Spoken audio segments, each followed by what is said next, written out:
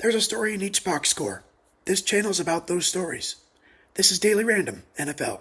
Daily Random NFL. On December 18th, 1983, the 8-7 Detroit Lions hosted the 2-13 Tampa Bay Buccaneers at the Pontiac Silverdome. In all-time head-to-head play, the Lions were 6-5 when facing the Buccaneers. The Lions were favored by 10 with an over-under of 39.5, or a score prediction in the neighborhood of 24-14. There were 78,392 in the stands, hoping the Lions could come out on top of a crowded NFC Central Division.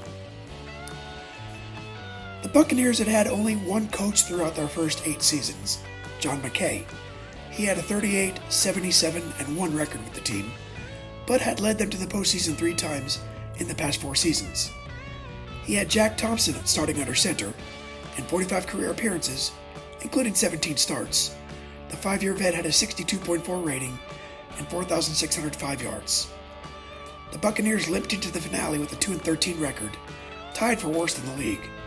Expectations were high after 3 playoff appearances, but the season became a disaster, marked by injuries, poor performance, and controversy. Monty Clark was coaching the Lions for his 6th season and had a lifetime 46-56 record.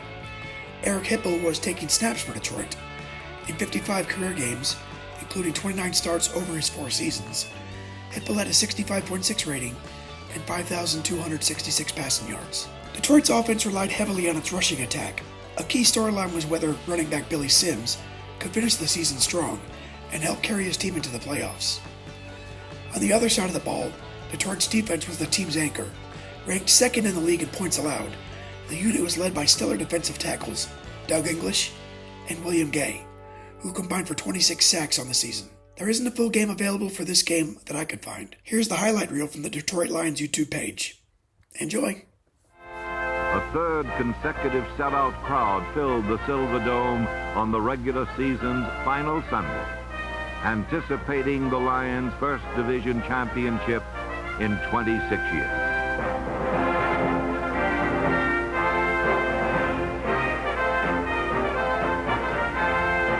The dirty slate of a 1-4 start had been wiped clean. The comeback had come too far to be denied now.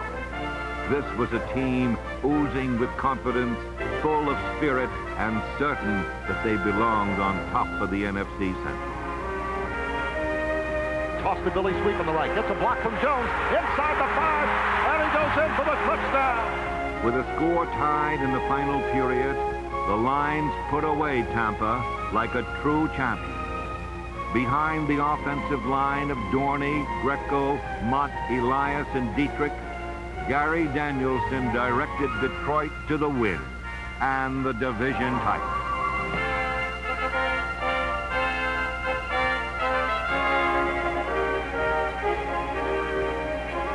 Geary back to throw. Against the blitz, they pick it up, fires on the slant of the end zone. Touchdown, Jeff Chadwick. That's what Lion fans and the Lions wanted so badly, to go to the playoffs riding on the crest of a win, and that's what they're going to get today.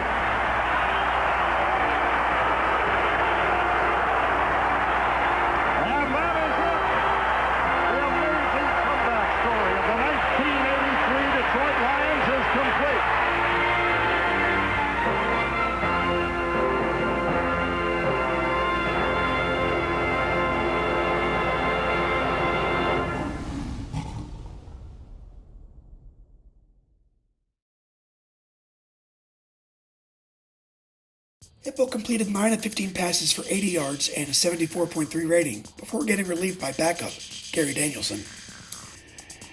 Danielson racked up a 142.0 rating, completing 9 of 12 passes for 143 yards and a touchdown. Sims led all receivers with 5 catches for 81 yards, while also rushing 15 times for 56 yards and a score. James Jones led the rushing game with 69 yards on 14 carries. Thompson had one of the best games of his career in defeat, completing 28 of 42 passes for 373 yards, 3 touchdowns, and 1 pick for a 108.5 rating. Kevin House pulled down 8 receptions for 136 yards and a touchdown. Halfback Mel Carver also caught 8 passes for 67 yards, while leading Tampa Bay's ground attack with 44 yards on 23 carries. Despite finishing with the worst record in the NFL, the Bucs did not have a first-round pick. One of their fourth-round selections, tackle Ron Heller, went down to have a productive 12-season career. The Bucs did pick up future Hall of Famer Steve Young with the first pick of the supplemental draft. The Packers, Bears, and Vikings all finished at 8-8, and the Bucs weren't a factor at 2-14. The Lions' 9-7 record gave Detroit their first division title since 1957. In the divisional round of the NFC playoffs, the Lions dropped a 24-23 decision to the San Francisco 49ers. Thanks for watching, like and subscribe.